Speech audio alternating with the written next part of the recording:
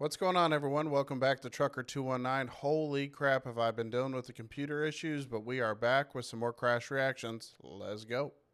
Okay, we got some rainy, wet conditions here. Slow it down, slow it down, slow it down, slow it down. Oh my gosh. That guy was just standing in the road too. You gotta slow down in rainy conditions, because stuff like this is coming up out of nowhere. Absolutely nowhere. Oh my goodness. And also, if you are going slower, you should also be in the other lane. If you're doing slower than what the traffic is doing, you should be in the right lane. However, it looked like that truck was there, so he might have been trying to pass it. If you're trying to pass, you should be paying enough attention, too, to see something's coming up. He likely could have probably swerved that or at least moved over just in enough time to avoid that. But the solution in rainy, wet conditions, just go a little bit slower.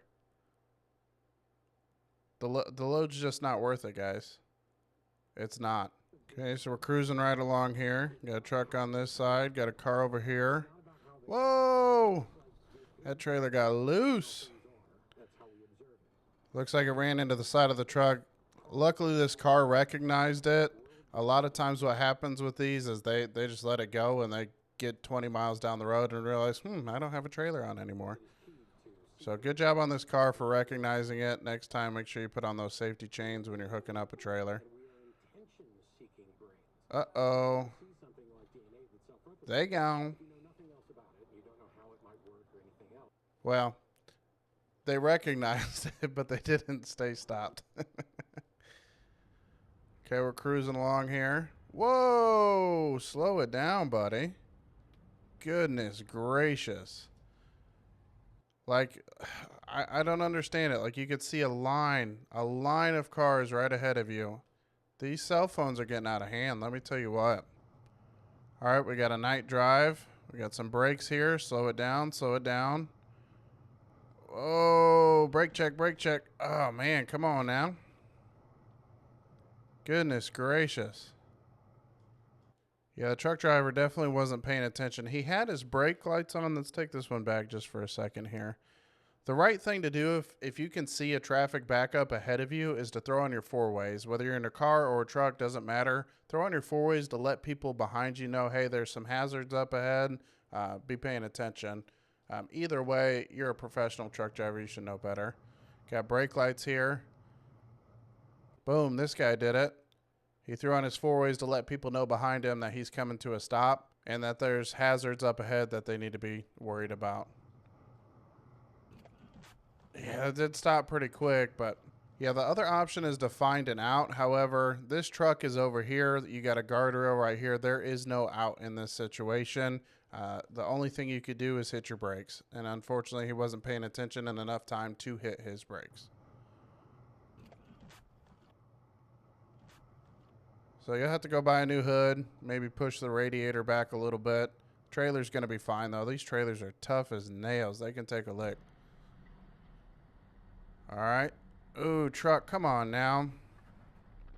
You should have definitely been paying attention enough to be able to see that. Ooh, night drive, sleep in, sleep in. Goodness gracious. Into the field. Uh-oh, uh-oh. Yeah, it's so hard at night to see what's going on, too. And don't let your dispatchers pressure you. If you're tired and you don't feel safe to drive, pull the truck to the side of the road, pull it to a rest area, a truck stop, whatever. Do not drive when you're tired, because all it takes is just a couple of doses of the eyeballs and you're trying to stay awake, shaking yourself, blasting music, rolling the windows down, doing everything you can to stay awake. And you might be 20 miles away from the nearest truck stop or nearest place to pull off. And then you're going to force yourself to be on the side of the road and in a dangerous spot. So if you're too tired to drive or any other condition, whether it's rain or snow or anything, do not drive the truck if it's unsafe to drive the truck. Simple as that. Okay, so we're on board with a car hauler. Mobile parking lot. Wham! Amazon cars delivered just like that.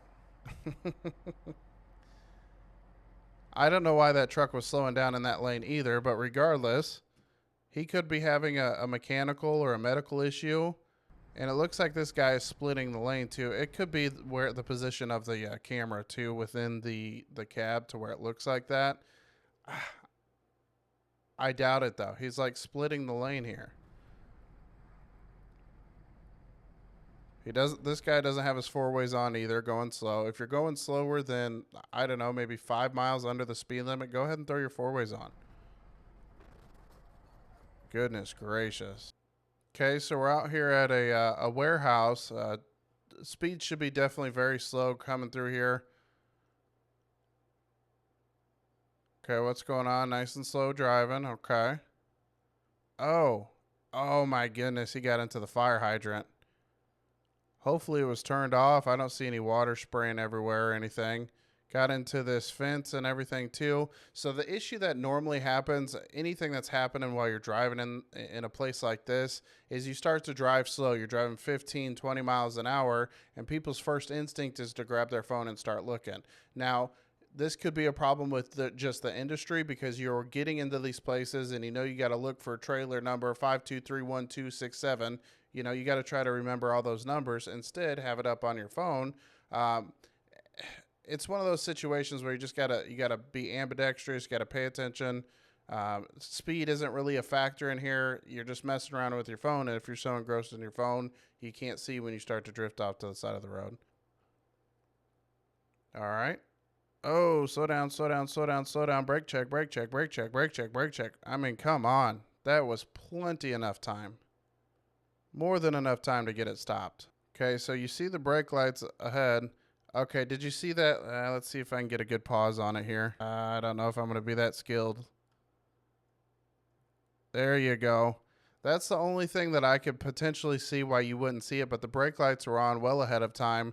This is a pneumatic tanker as well, so they got the little flashing light there. But this beaming light here could definitely be an issue for visibility. There's really nothing you could do to avoid that. It's just something you got to deal with. Get yourself a pair of sunglasses for the morning drives and stuff.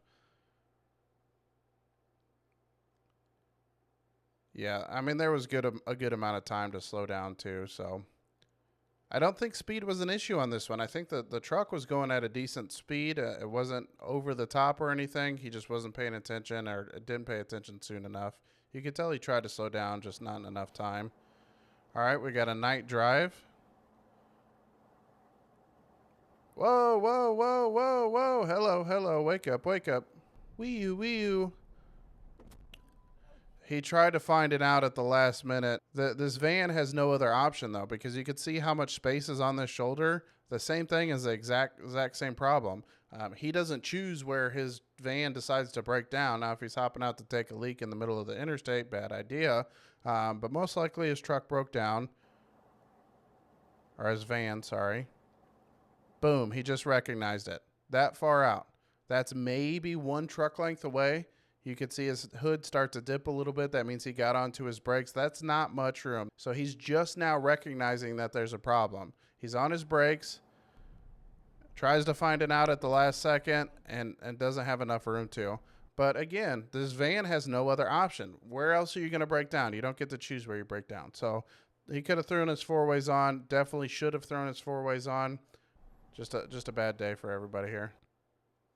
Okay, another issue of the sunlight creating a visibility issue here. I can't tell if this is morning or dusk. It looks like morning. Again, you need to get yourself a pair of sunglasses for that. This ADT was going relatively slow, but he was saving enough following distance. So good on this ADT. Bad on the truck driver on this one, unfortunately. Especially if you're heading east or west, get some sunglasses. Anything helps. Okay, so we're turning over here into the Shell station. Whoa! Hello. Goodness gracious. See, this is an issue, like how much time is it really going to save you? Let's take a look here. Okay, so it looks like these people are backed up waiting for this guy to turn, being generous, being a nice, courteous driver. Thank you. Thank you, Mr. Sedan or Suburban here. And this guy gets in a rush and tries to cut him off. Not only is he jumping here into this lane, there's another car behind him. I don't know if you could see that right there, but there is a car behind him. So as the truck driver, if you see this car and this car right here ready to come on, you should probably wait and just wave these people to come on. There's a big open gap right after it. So he's going to try to go anyway. And it's not going to matter. It really isn't going to matter whether this car jumped out or not. This car was right there to follow. You're in a big truck. Take your time. Don't be in a rush. Turn when you can turn. And also on this one, a good idea and a good rule of thumb is never take what other people are doing as a guarantee. Never bet that other people are going to stop. In a situation like this, it looks like these people are stopping in this lane right here. And then, you can hope that these people stop, but it's better to be safe than sorry. Don't anticipate that people are going to do the right thing, but always anticipate people are going to do the wrong thing. And as my dad would say, always err on the side of caution. Dad, you got to take some risk in life, but this ain't one of them. All right, y'all, that's going to be it for this one. I want to take a second to shout out one of my new members on the channel, and his username is John Dory. Hey, John, I appreciate you taking the time to show your support through a membership. If you'd like to become a member on Trucker 219 and join the 219 Convoy crew, the link will be down below, but it's just an extra way to show support of the channel and everything we're doing here, trying to teach people how to drive the right way. And if you like that crash reaction, you'll probably like the rest of them. You can click the playlist right here. And as always, don't forget to like, comment, and subscribe. All right, bye.